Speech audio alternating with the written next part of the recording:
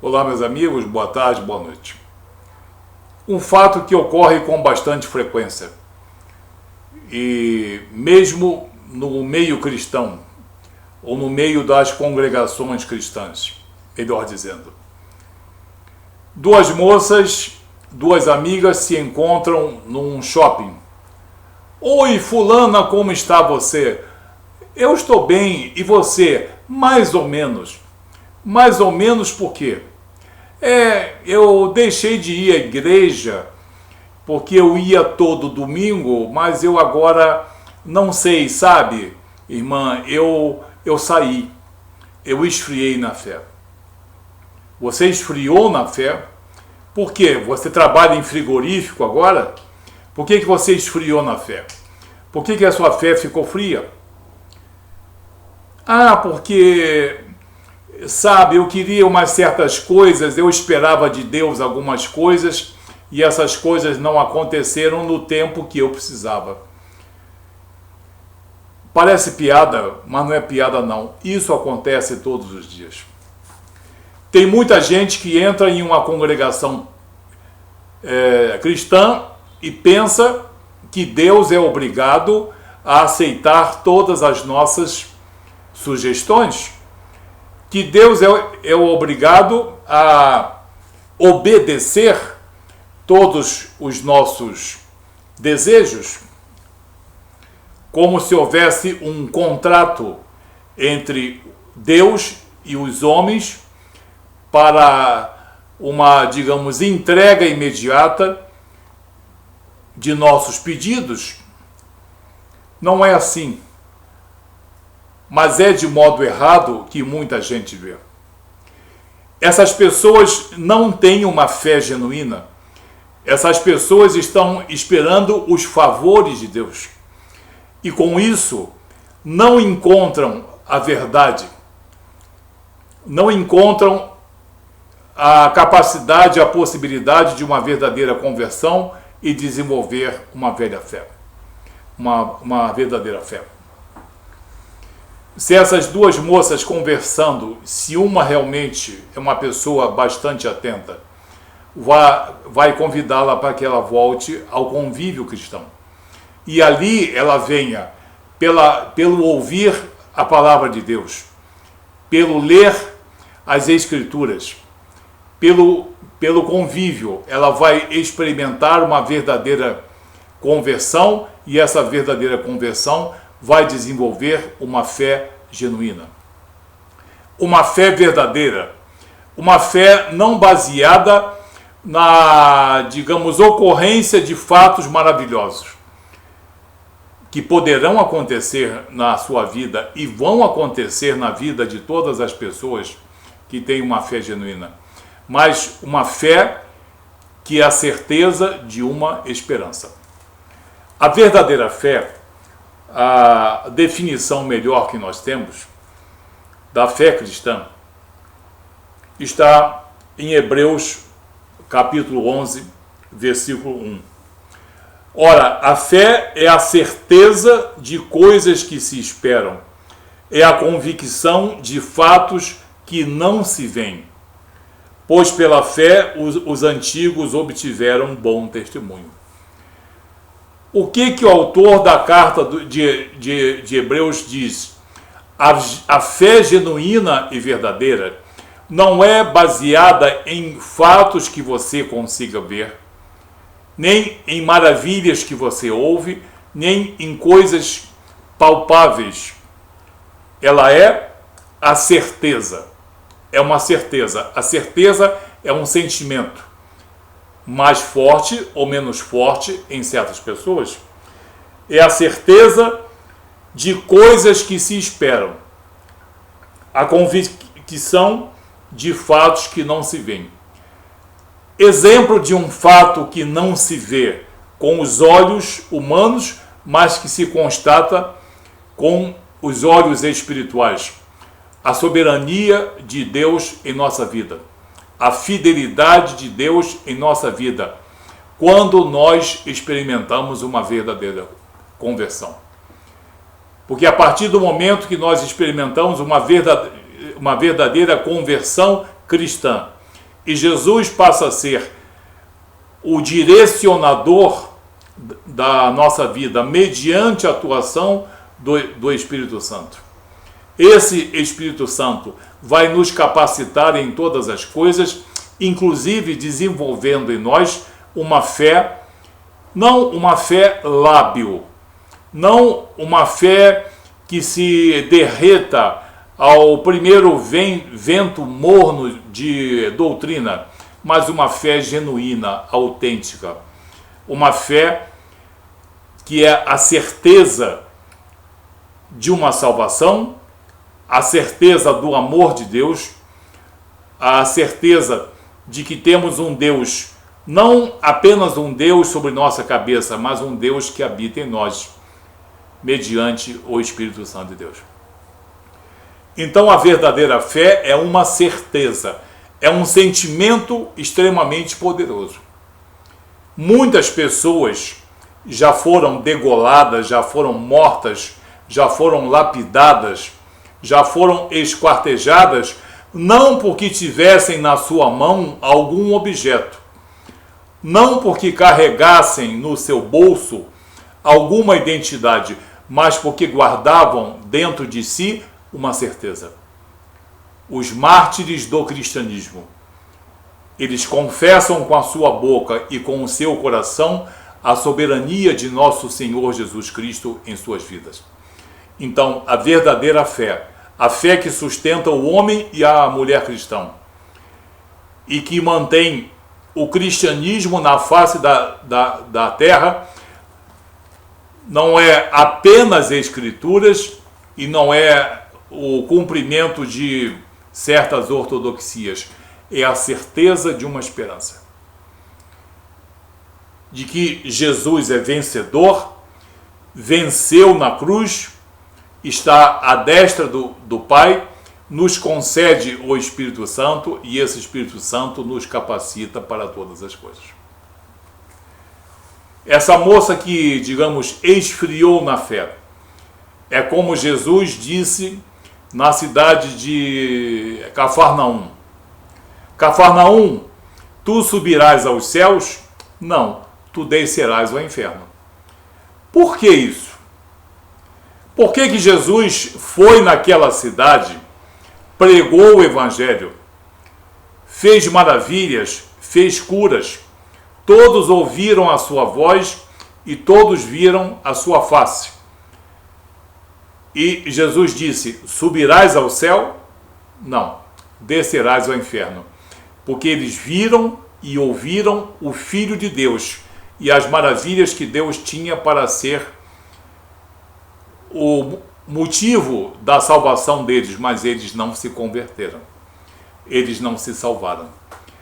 Você vê que nem sequer uma fé baseada em maravilhas e prodígios é capaz de transformar todos os homens. Certamente, em Cafarnaum, muitos se converteram. Sim, muitos se converteram, mas muitos não se converteram, nem vendo, nem ouvindo Jesus, nem vendo as suas maravilhas. É a chamada fé de Cafarnaum. Uma fé efêmera, etérea, passageira, puramente emocional, que não é essa fé que está descrita em Hebreus, no capítulo 11, versículo 1, a certeza de uma esperança. Mas em muitos outros lugares, Jesus conseguiu, através do poder do Espírito Santo e da palavra que ele pregou, e através das maravilhas que ele operou, conseguiu verdadeiras conversões. E conversões verdadeiras, muitas vezes sem prodígios, curas e maravilhas, apenas pela atuação do Espírito Santo e da palavra que ele pregou. Verdadeira conversão. As pessoas que têm uma verdadeira conversão, as pessoas que têm uma fé realmente inabalável, uma certeza forte, absoluta, uma convicção absoluta de que existe um Deus dentro de si e de que uma verdadeira conversão vai nos proporcionar uma novidade de vida, uma vida em abundância e uma vida eterna, essas pessoas têm uma fé inabalável. E essa fé inabalável, ela não é apenas uma crença, não é apenas um acreditar, porque isso muita gente tem. Até o ateu acredita em muitas coisas. Até o agnóstico crê em muitas coisas. Não é crer, é ter a certeza. Ter a certeza absoluta, mesmo no meio da adversidade.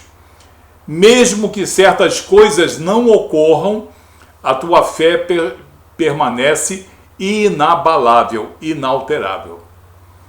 Por isso, algumas pessoas estão nas congregações cristãs, experimentam uma verdadeira conversão. O Espírito Santo e a palavra de Deus desenvolvem nessas pessoas uma fé fortíssima, genuína, verdadeira, bíblica. E essas pessoas jamais desistem da fé. Pessoas adoecem, perdem parentes, sofrem as piores tribulações, passam por grandes necessidades, enfrentam o campo missionário, sabem que podem ser mortos. Esses dias nós recebemos um dos missionários que trabalha em certas regiões da Ásia. E se você falar em Jesus Cristo, se você for extraditado, dê graças a Deus, porque geralmente você é preso e morto. Esses homens e essas mulheres não têm uma crença, eles têm uma certeza absoluta, inabalável, e dão a sua vida, inclusive pela palavra de Deus. Como eu disse, eles não carregam nada em suas mãos. Não há nenhuma identidade, mas existe uma certeza inabalável. Essa certeza inabalável, ela vem em decorrência de você olhar para a cruz de Cristo e conseguir entender na cruz de Cristo o poder e o amor de Deus em nosso favor. Não os nossos favores para que Deus cresça, mas o amor de Deus para que nós sejamos salvos. Essa conduta que gera uma fé inabalável, ela não é senão uma coisa chamada conduta perante, que é traduzida como praxis. A palavra grega que fala bem nessa certeza é praxis. Não é ergon, obras, trabalhos manuais, feituras das nossas mãos ou de nossas emoções. Se você olha para a cruz de Cristo e você tem a capacidade espiritual de ver o amor e o poder de Deus manifesto ali, se você tem a capacidade, o privilégio de ver ali a tua salvação e a tua vida eterna, se você não vê na crucificação apenas um assassinato, se você consegue ver, se você tem capacidade, não é intelectualidade, se você tem capacidade espiritual de ver a maldição transformada em graça, a maldição que seria nossa transformada em salvação, isso gera uma fé genuína e inabalável. É a praxis. Você olha, contempla e dá um valor devido à cruz de Cristo. Isso é praxis, é a obra, também é traduzido como obra. E muitos serão salvos pelas suas obras, ou seja, muitos serão salvos pela sua praxis, não pelos seus ergon. Pelo ergon ninguém será salvo, poderá ser aperfeiçoado na fé cristã. Chama-se praxis. Eu olho, entendo e contemplo ali o amor e o poder de Deus para a minha vida. Essa praxis, essa obra de minha parte, que é uma contemplação que eu posso ter, o entendimento que eu consigo ter do amor e do poder de Deus para a minha salvação e para a minha vida, para a minha vida eterna, isso vai gerar uma fé que vai se transformar numa das maiores obras que o homem e a mulher cristão pode ter.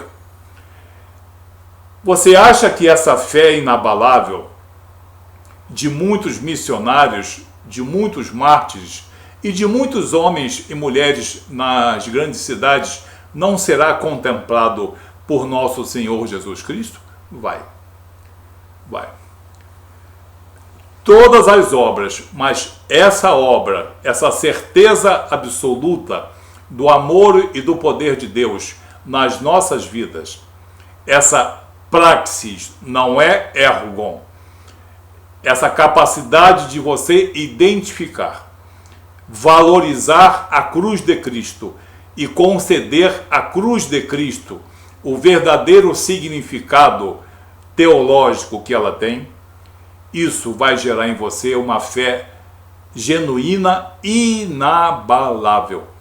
Até a tua vida você vai perder, mas você não vai abdicar nunca dessa fé. Porque é uma força extremamente poderosa, porque ela é garantida pelo poder do Espírito Santo dentro de nós. Quando é gerada em nós uma fé genuína e verdadeira, essa confiança que nós temos na atuação de Deus em nossas vidas, vai nos galardoar também.